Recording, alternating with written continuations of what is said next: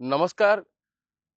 Happy Ganesh पूजा अवसर में आपण मानू पाला सहर में बसी समस्त गणपति पेंडाल को बुलेवा नेबी ता सहित पारलाखेमुंडी सहर में रही सिद्ध विनायक मंदिर को बुलेवा नेबी।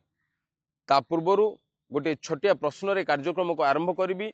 गजपति जिले में सबुठु अधिका पुरातन और प्राचीन गणपति मंदिर अर्थात गणेश मंदिर कौटी अच्छी कमेंट माध्यम आपण जनातु।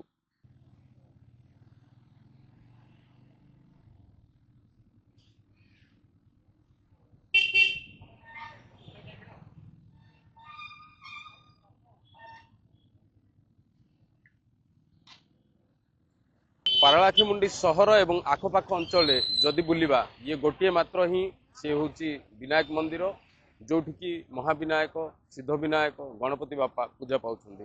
ताले आसंतु गणपति मंदिर भीतर को जीवा। वर्तमान एठी भक्तों समागम खचाखच रही एवं जेहेतु आज गणेश पूजा तेणु अधिका श्रद्धालु ये देखा मिलती।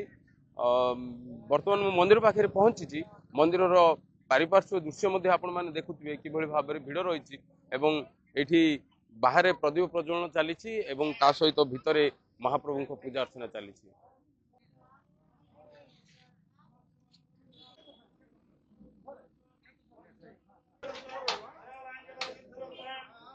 वर्तमान मंदिर भितर पहुंची सारी आपण मान सीधा सड़क चित्र देखा जे विनायक महाप्रभु ये पूजा अर्चना चली। ये हूँ पालाखेमुंडी सहर केवल एकमात्र गणेश मंदिर जोठी सिद्ध विनायक महाप्रभु ये गणपति पूजा पाँच। गणेश पूजा अवसर में गोटे प्रकार भिड़ ये जोरजार रही परिवेश भितर महाप्रभु पूजा अर्चना चली।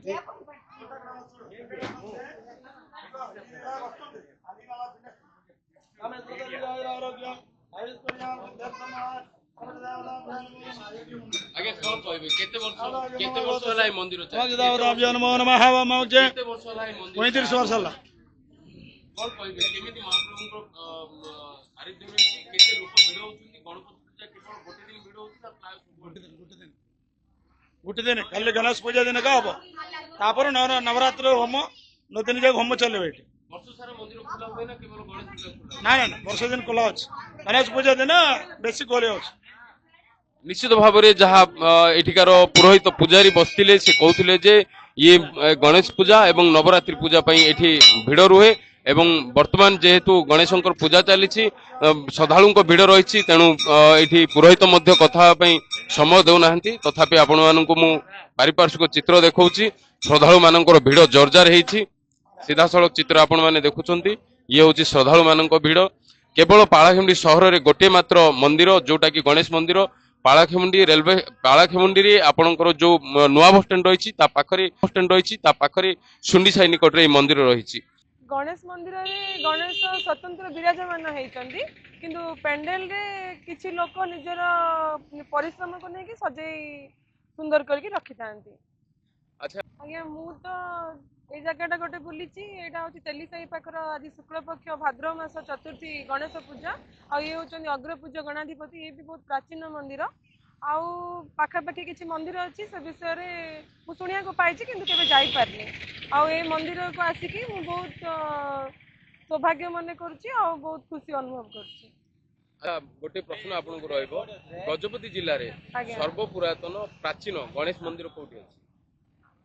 आमर महेंद्रगिरी पर्वत शिखर जो पाददेश कईमपुर ग्राम अच्छी से गोटे गणेश मंदिर अच्छी प्राचीन सबुठ प्राचीनतम गणेश मंदिर बोली मुझे शुणा पाऊँ।